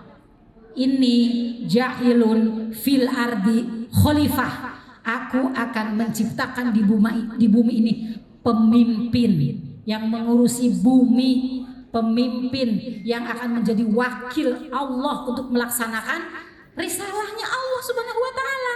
Jadi nggak boleh, ibu bukan diciptakan jadi rengginang. Ya, jadi semangat gitu. Nggak ada lagi yang bilang, aduh umur saya mah udah 50 tahun, saya mah bisa apa tuh? Bisa, ibu belum digali aja potensinya. Ya. Jadi ini bukannya kemarin udah pada ikut seminar. Kemarin kita bikin seminar, Bu. Judulnya Profesionalisme Majelis Taklim, pengelolaan Majelis Taklim. Ya kan? Nah, itu harus diterapkan itu. Bagaimana kita? Iya kan? Saya beberapa waktu yang lalu saya hadir di majelis taklim, di sebuah majelis taklim gitu.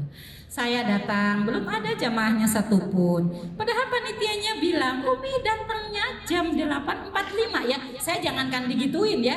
Oke siap, jam 8.45, sebelum jam 8.45 saya udah di situ. Gak ada satupun itu jamaahnya. Umi suruh datang jam 8.45. Ya nanti ada ini ya, ada suaranya juga nggak jelas. Bukan apa-apa bu, ayo yo untuk dakwah tuh dimaksimalkan. Pastikan kalau kita mau ada acara mic-nya tuh yang suaranya sampai ke belakang. Itu penting bu. 50% dari acara ini ada di mic. Ya kan bu? Nah kalau saya ceramah mic-nya kedengeran. Kita disiarkan di Zoom, yang di Zoom gak kedengeran live atau satu persatu ngerinan. Ya gitu, jadi semua harus dimaksimalkan. Dan ingat ya bu, ibu punya potensi yang besar untuk berkembang. Saya mah nenek aja bisa berkembang. Ya, jangan kita, kan gini kata Rasulullah, walaupun kiamat besok tanam pohon korma, walaupun kita mau masuk kita besok mau mati berbuat sesuatu kan gitu ya bu ya. Iya gitu kan, kita nggak tahu kita mati dalam keadaan apa. Jadi ibu-ibu yang semua dirahmati Allah Subhanahu wa taala, ini ya, ketika yang berinteraksi dengan Al-Qur'an adalah orang-orang pilihan, harusnya melahirkan ledakan-ledakan karya yang agung. Saya tunggu kabarnya dari Asyakirin, rumah Qur'annya, jamaahnya, majelis taklimnya. Saya dengarkan dari sini akan lahir karya-karya yang bermanfaat untuk umat. Ya targetnya Mandala aja dan sekitarnya dulu deh gitu ya, belum Indonesia gitu. Kita insya Allah dalam waktu dekat mau bikin seminar. Kita bikin seminar, kemarin saya ketemu sama Profesor Ois, Prof, kita bikin seminar nasional gitu ya. Ya kata Profesor Ois, kita bikin seminar nasional gitu. Ibu-ibu di sini Mandala aja dulu ya. Jadi tentang ketahanan keluarga, tentang itu tuh kan belum populer ya seminar-seminar tentang itu ya, ketahanan keluarga. Padahal hari ini banyak sekali keluarga yang mengalami kerentanan, rentan terhadap segala bentuk serangan-serangan yang dari luar. Maka insya Allah dalam waktu dekat kami akan mengadakan seminar nasional tentang ketahanan keluarga agar keluarga-keluarga Indonesia itu kokoh, kuat, kebal dengan segala ujian dan tantangan-tantangan yang dari luar ya. Mungkin itu saja ya dari sayanya udah meledak-ledak, nanti keburu meledak beneran ya. Alhamdulillah ibu-ibu, mudah-mudahan tetap semangat belajar Al-Quran. Ingat ya Bu, masih panjang loh perjalanan belajar Al-Quran ya, masih panjang sekali. Kalau misalnya ibu ternyata ibu-ibu tuh kok saya nggak naik-naik gitu ya, jangan terus kalau nggak naik tuh jangan keluar, jangan memilih kelas tahosus.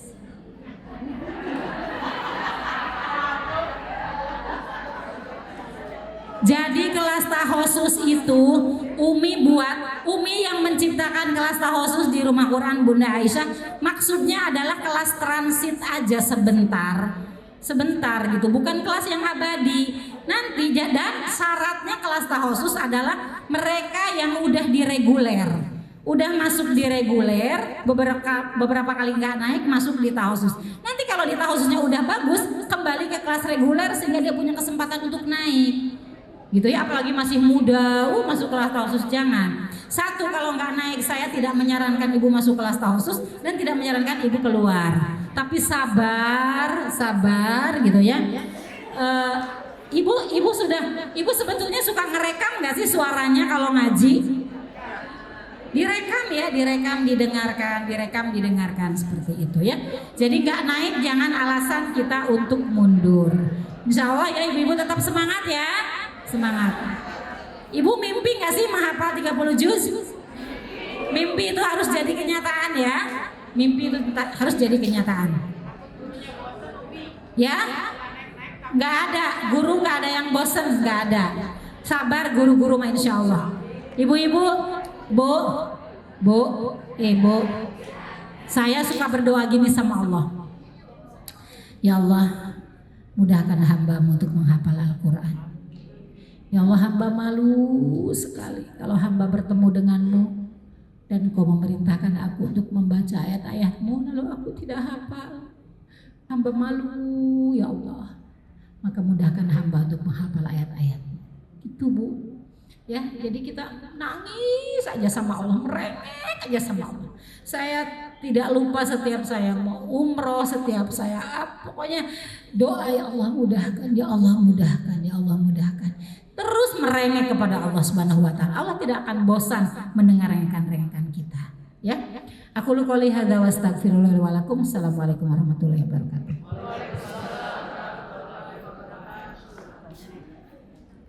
Boleh.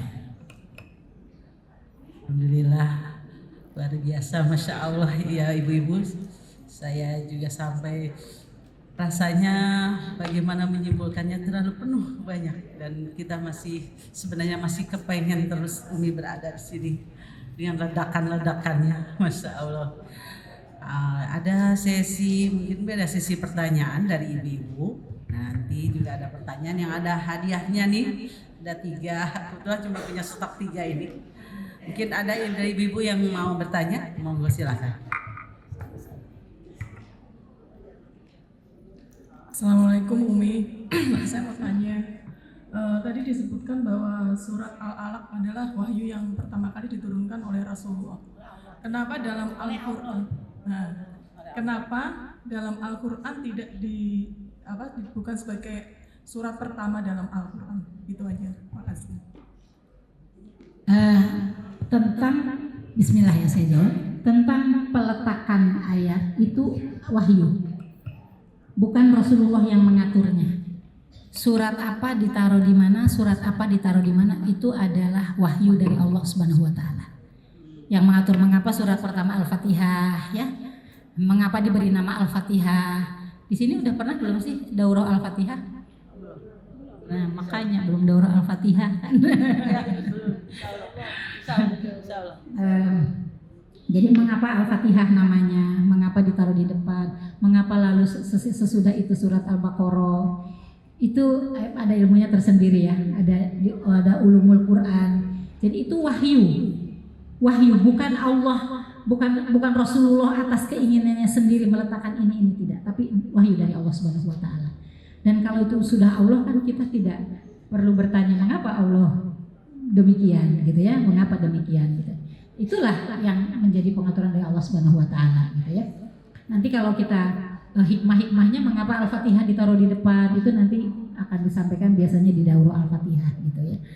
Yang jelas Al-Fatihah itu pembuka ya, membuka apa itu akan dijelaskan. Tapi tentang apa diletakkan di mana, surat apa diletakkan di mana itu berdasarkan wahyu dari Allah Subhanahu wa taala. Bukan berarti kalau pertama jadi Al-Qur'an susunan mushaf yang sekarang ada itu bukan berdasarkan turunnya kapan, tidak kan? Bahkan kan juz 30 itu kan ayat-ayat yang awal di Mekah, kenapa ditaruhnya di belakang? Gitu kan? Kenapa Al-Baqarah itu kan suratnya Madaniyah?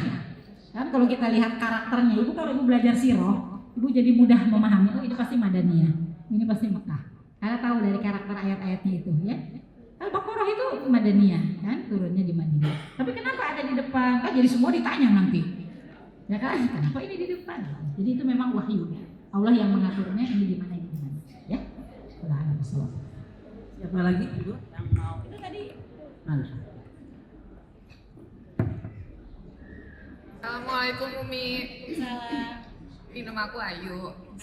Ya, aku mau bertanya Umi terkait Al-Quran yang tadi Umi jelaskan. Al-Quran kan bisa sebagai potensi kita untuk bang Al-Quran keajaiban yang tak pernah habis. Mau bertanya Umi, di kantor kan aku ditunjuk untuk memimpin teman-teman yang nggak bisa baca Al-Quran gitu, karena aku ngaji di sini baca Al-Quran. Nah di kantor aku ditunjuk, ayo pimpinnya, ajarin gitu. Nah sekarang kan bulan Ramadan, aku ditunjuk. Nah kebetulan kemarin aku kan gak naik kelas gitu. Aku tuh ada rasa, aku takut buat ngajari mereka, takut salah atau takut nanti ada pikiran tuh kayak kemarin aja gue gak naik gitu buat ngajarin. Kelas berapa sekarang? Kelas apa? Aku masih pra-BBK. Nah teman-teman di kantor aku tuh yang gak bisa tahu iya gitu, masih belum gitu. Jadi masih aku bilang aku belum bisa banget, masih belajar juga gitu. Aku ngajarin sebisa aku ya kayak gitu. Tapi aku ada rasa takut. Mana ya Umi, bantu sarannya Umi, makasih. Iya. Kita mendapatkan amanah ya. Ketika kita mendapat amanah, kita selalu melihat bahwa amanah itu dari Allah. Jadi ketika kita ditawarkan sebuah amanah, kita selalu melihat bahwa amanah itu datang kepada kita kan tidak pernah kebetulan. Amanah itu ini adalah jalan dari Allah Subhanahu wa taala untuk kita. Terus kita harus memberi apa gitu, karena kita ini kan kemampuannya di mana kita memberi apa. Orang itu memberi apa yang kita punya. Karena seseorang yang tidak punya, dia tidak bisa memberi. Ya udah apa yang kita punya ya kita berikan kepada orang yang tidak punya. Kalau pra-BBK ya udah ngajarin yang fakifah gitu kan. Ya orang yang nggak tahu huruf diajarin bisa menjadi baca, jadi bisa huruf gitu ya. Lalu ini juga menjadi kesempatan kita untuk memberikan motivasi kepada kita untuk lebih serius lagi untuk dalam belajar gitu ya. Misalkan sekarang kemarin kenapa nggak naik? Mungkin bacaannya sering kurang latihan gitu ya. Kalau anak muda harusnya itu lebih mudah ya, karena cara belajar anak muda itu kan biasanya lebih efektif gitu ya. Biasanya kalau penilaian ya yang ditetapkan di rumah Quran itu praktek itu lebih diutamakan kan daripada teori. Tapi teori itu kan membantu praktek sebetulnya. Mungkin gini ya, ibu-ibu tuh mungkin juga, saya sih curiga gitu lah. Ibu-ibu tuh ketika belajar teori itu tidak paham utuh sehingga prakteknya tuh gimana gitu. Tidak memahami, misalnya ketika belajar makharijul huruf. Makharijul huruf itu kan bukan teori ya, tapi itu memastikan, karena gini, para ulama-ulama qiraah dulu ketika menetapkan huruf-huruf makharijul huruf itu dikecap kayak nyicipin makanan. ini kenapa ini keluar dari mana, itu sampai dihayati betul gitu. Nah, jangan-jangan kita ini sekarang membaca teori yang tidak dipraktekkan gitu. Ada kesenjangan, saya khawatir ya. Ini juga kunci buat Bu Guru ya dalam menjelaskan itu. Cara menjelaskan kita kepada murid itu cara yang sangat aplikatif. Harusnya caranya aplikatif. Jadi yang kita jelaskan itu sesuatu yang memang diamalkan gitu ya. Karena saya juga dengar kadang guru di RQ juga menjelaskan itu beda-beda. Coba cari cara untuk menjelaskan ke murid itu yang mudah sekali dipahami oleh murid kita gitu ya. Misalnya ketika cara meletakkan lidah, kan kalau kita mau mengajari makhrijul huruf, misalnya huruf-huruf lisan ya. Huruf lisan itu kan yang paling banyak ya. Coba kita ajari itu ke murid-murid kita, lidahnya ditaruh di mana dulu. Lidahnya tuh ditaruh di mana? Di mahrojnya taruh dulu, baru ucapkan. Jangan belum ditaruh lidahnya di mahrojnya sudah mengucapkan. Jadi kan ucapannya salah gitu ya. Jadi ini juga jadi pemicu ya untuk Ayu untuk belajar lebih gigih lagi. Sekarang juga ada online kan gitu ya. Ada online yang mungkin untuk menambah pengetahuan Ayu untuk tapi ya harus lihat sistemnya kan. Online tuh lihat sistemnya, siapa yang punya sistem nih, dia bisa bagus apa enggak. Kan sekarang banyak sebetulnya, walaupun macam-macam gitu kan, tapi ya harus memacu Ayu untuk belajar lebih giat lagi, banyak bertanya juga gitu, kayak gitu. Jadi amanah itu gak apa-apa, dipegang aja, paling tidak sebagai koordinator. Siapa tahu besok-besok ketemu teman sekantor yang mungkin lebih bagus bacaannya daripada Ayu, ya udah dia suruh ngajar level yang di tengah sini. Tapi memang harus dibedakan ya, harus ada klasifikasi gitu. Walaupun di kantor, kalau nggak ada klasifikasi itu lama nanti selesainya. Bismillah aja ya.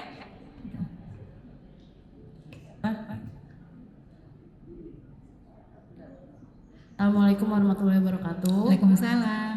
Ya, Umi, aku Gita mau tanya. Aku kan dari dulu kalau halangan itu taunya kita tidak boleh memegang Al-Quran ya. Nah, sedangkan di bulan puasa ini kan kita berusaha buat memaksimalkan ibadah kita gitu ya, Umi.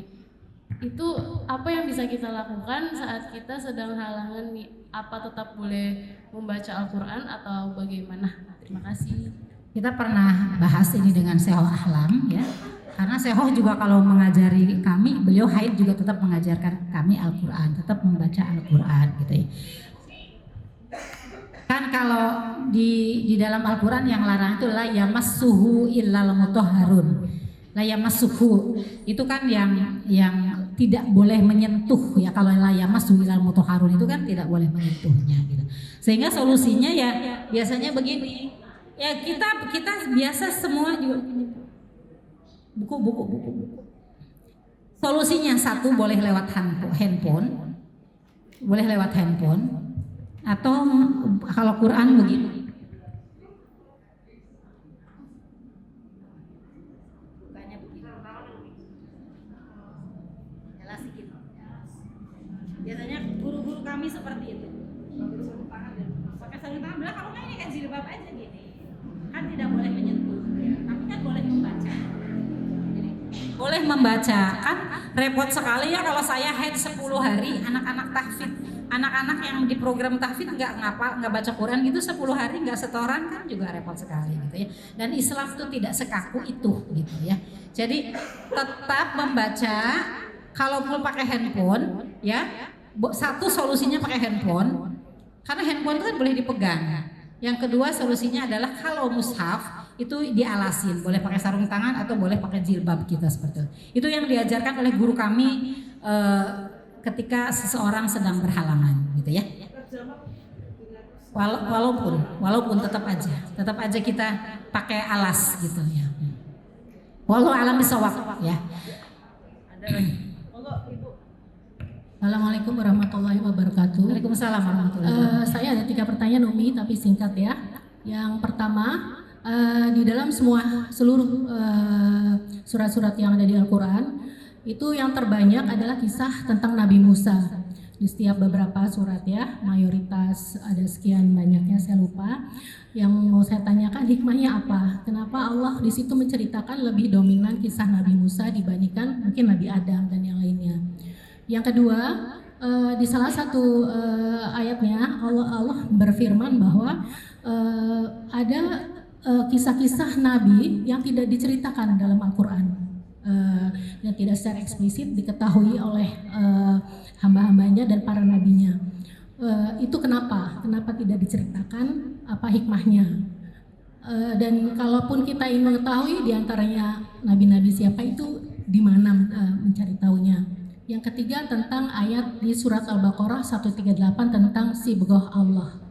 Ada beberapa tafsir Quran yang saya sudah baca, tapi berbeda-beda, dan itu sebenarnya yang paling mendekati yang dimaksudkan dalam surat tersebut itu apa? Assalamualaikum warahmatullahi wabarakatuh. Bismillah ya, saya coba menjelaskannya ya. Yang pertama tentang kisah Nabi Musa mengapa lebih banyak di dalam Al-Quran. Ya, saya pernah mendapatkan penjelasan bahwa Nabi Musa di akhir zaman ini, sebetulnya hari ini kita tipu daya yang paling besar itu tipu daya apa? Secara ekonomi, politik gitu ya. Itu kan berhubungan dengan karakter-karakter Yahudi. Bahkan kalau kita lihat Isra Mi'raj itu dalam surat Al-Isra itu yang menjelaskan Isra Mi'raj itu cuma ayat 1. Ya kan?